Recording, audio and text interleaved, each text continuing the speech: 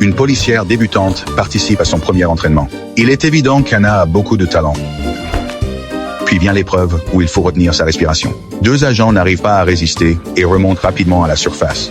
Mais Anna continue de tenir. Quelque chose ne tourne pas rond. Et l'instructeur ordonne de la sortir. Sinon, elle aurait pu tenir des heures. La première mission d'Anna est de capturer des braqueurs de banque.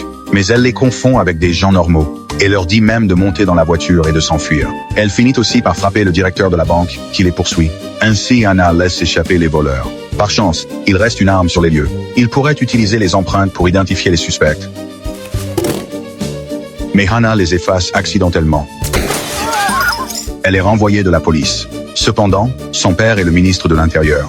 Il parle au chef de l'équipe SWAT. Et après avoir insisté, le capitaine accepte. À contre-cœur qu'Anna rejoigne l'équipe. Sa mission suivante est de protéger le président. Son père s'inquiète de l'avoir en service. Mais Anna est pleine de confiance. Lorsque le président apparaît, Ça sort là, ça sort! elle court immédiatement pour le protéger, en l'attrapant par le cou et en l'emmenant à la voiture. Grâce à son père, elle évite la punition. Plein de regrets, son père demande au capitaine de trouver un moyen de l'expulser de l'équipe.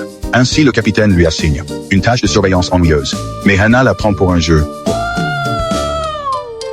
Par accident, elle appelle l'un des voleurs, en se faisant passer pour une employée de restaurant. Elle les aide à passer une commande de nourriture, puis elle se déguise en livreuse. Malgré cela, les voleurs se méfient.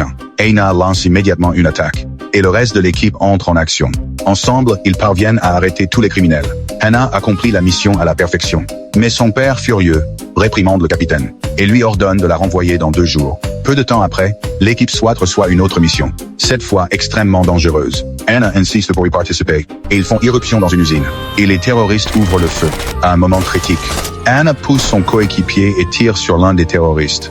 La mission se termine avec succès. Elle se vante de son exploit auprès de son père. Mais il lui dit la vérité, que jusqu'à présent, elle n'a eu que de la chance. Déterminée à prouver sa valeur,